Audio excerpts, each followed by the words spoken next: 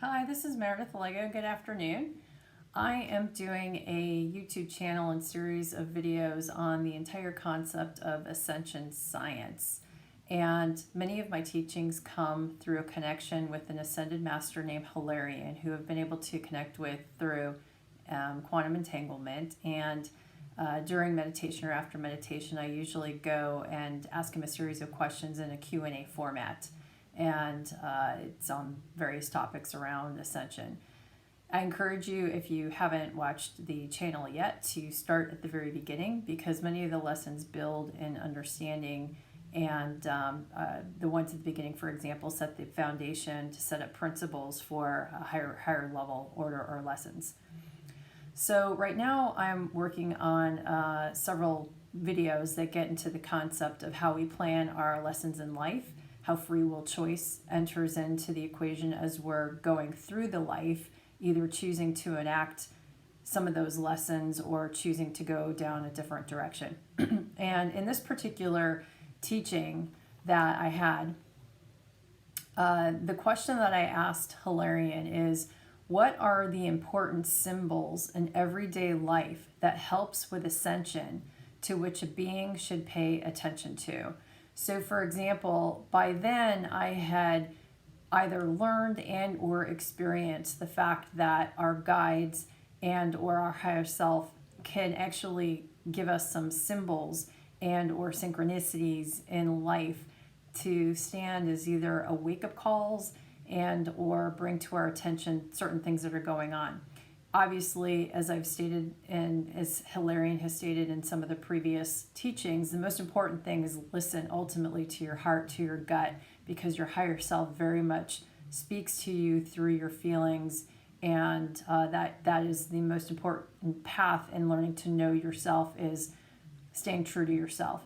But that being said, we are handed these helpful hints in the forms of symbols or synchronicities. So I wanted to ask, how important are these symbols that go on in everyday life to help with that ascension process? His answer is, prior to incarnation in each life, souls select what they need to achieve as lessons, either to clear karma or to advance towards a higher density and move closer to integrating with Source. Through this process, a being selects the major events that will occur, including where he or she will live, his or her family, major events in the life, and who he or she will engage with. As the life unfolds, the being always is subject to choices with free will. So even if the higher self has selected a certain path to be taken, the being has free will to go down that path or not. And that pretty much matches what's been said in the last few videos, as well as what I kind of set up in helping you understand the question a little bit more. We plan for it, like our higher self plans for it, but at the end of the day, your ego personality might ultimately want to take a different direction for a variety of reasons. In my case, it's usually fear, and I'm still learning to overcome that. But you have to essentially make a choice in that moment of what direction you want to go down. The most important thing is really start to follow your gut. He goes on to say that those subtle symbols in life can help determine a choice that aligns to the desire of your higher self. These are feelings, intuitions, and in some cases, real signs like synchronicities and deja vu moments. In addition, a being creates lessons and challenges by his or her vibrational rate, informed by thoughts, feelings, words, and actions, mostly through thoughts and feelings. So if you go back to the very first set of lessons, and I believe they're titled 1.1 or 1.2, it goes into the concept of the field or the quantum field, and how our thoughts and our intentions aren't just like you think something, it goes poof. You are creating energy in motion, and that energy has a certain vibrational frequency that can make a sound, essentially, that does have sound with it, that goes out into the universe. When a thought or an intention is really supercharged with an emotion, that equally kind of doubles the amount of energy that goes out. And essentially, you'll manifest, if you will, into the world what it is that you're thinking, because sound starts to create the formation of geometric patterns in quantum material, as well as, let's say, electrons and atoms. And a really good way to help understand that and see it in action is to watch videos on the whole science of cymatics, where you can essentially see how sound can create the formation of patterns and matter.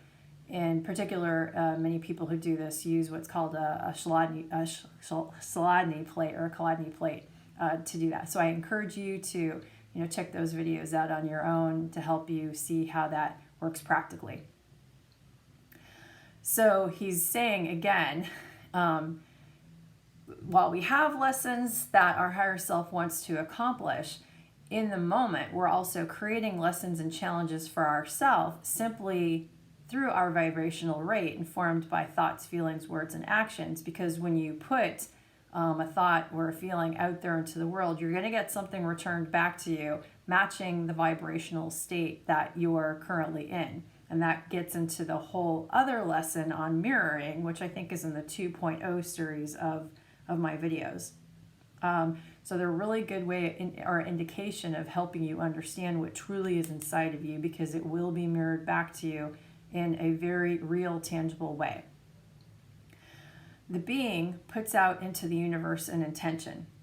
When the intention is backed up with a strong feeling and vibration, the universe will send back the intention. These are often unconscious intentions. So these are often unconscious intentions. As humans are still toddlers, they do not understand they create in every moment with every thought. That's a very important and completely underpinning to a lot of what Hilarion has taught me. So I will repeat it again. As humans are toddlers, they do not understand they create in every moment with every thought. That goes on to explain, be mindful of your thoughts, and as Yoda probably would tell Luke in Star Wars, if you have followed that whole series, be mindful of your feelings as well. They can serve you, but they can also work against you if you don't start to take ownership or intentionality behind your both conscious and unconscious thoughts. The adept can see the symbols in everyday life as a learning opportunity or a lesson. Everything in life is an opportunity to have a pure thought of love, using loving words, or taking service to other actions. Beings are not victims to all occurrences in life, for your higher self or your subconscious asked for the experience. And that's really, really important. When stuff is going down in life and you're like, this is crappy, why is this happening to me? This is a really good time to stop, pause, take a step back, act as an observer to your situation, and basically say, wait, I am creating this situation. Either my higher self has created it, or in the moment, I am having a situation mirrored back to me because of the vibrational state of my inner being. Why? Why is this happening? Because I am not a victim to it. I am creating it. He says, be observant in every moment of your life and always ask what you are to learn from the situation. This is especially this is especially the case for the moments in life that are hard and not easy. Hard situations bring the greatest opportunity for evolution and new growth. That's very, very key. If everything in life was hunky-dory, we would not grow and we would not evolve. It is through the hardships, it's through the challenging situations that we learn and grow, because we are forced to make a choice in the moment. And in that moment, We can either, choose one path, we can choose another. We can choose to be a victim, or, we could choose another lesson. We can choose to kind of spew hatred. We can choose to spew love. Excuse me. So those are polarized different energies. But in many ways, whatever we choose will ultimately, through the actions, being mirrored back to us again. So it's sort of a vicious cycle of you'll continue to repeat and repeat and rinse and repeat until you learn to make sort of the right choice that ultimately lowers entropy and helps you evolve more efficiently as a soul. And as an aside, believe it or not, your higher self usually is, signing up for hard lessons, as crappy as they may seem when you're going through them and your ego personality is, in the middle of it. It really is oftentimes the best way to learn. So instead of getting frustrated in the moment, that's the best time to pull up, be an observer, and without getting emotional, find a neutral spot and try and figure out what you're trying to learn in the situation.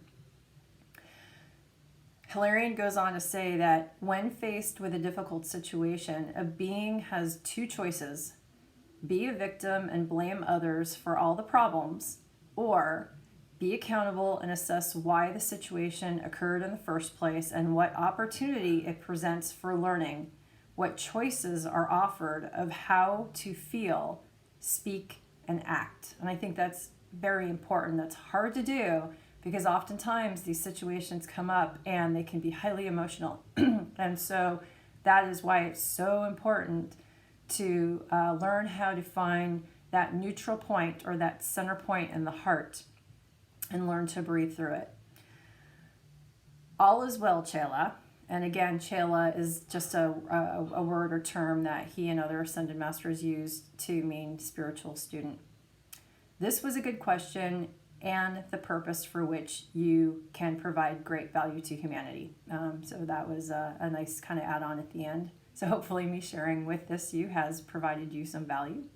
And if you continue to be interested in more content like this, obviously if you haven't watched it, I encourage you to go back to the very first set of videos as I mentioned in the beginning and subscribe to the channel and sign up for notifications so you can see when I'm posting additional lessons. And with that, hopefully that helps you better understand kind of why we're here, what we're trying to learn through this experience we call life, and how to navigate free will choices in tough situations and situations where there's very polarized energies. Take care. Have a great afternoon. Bye.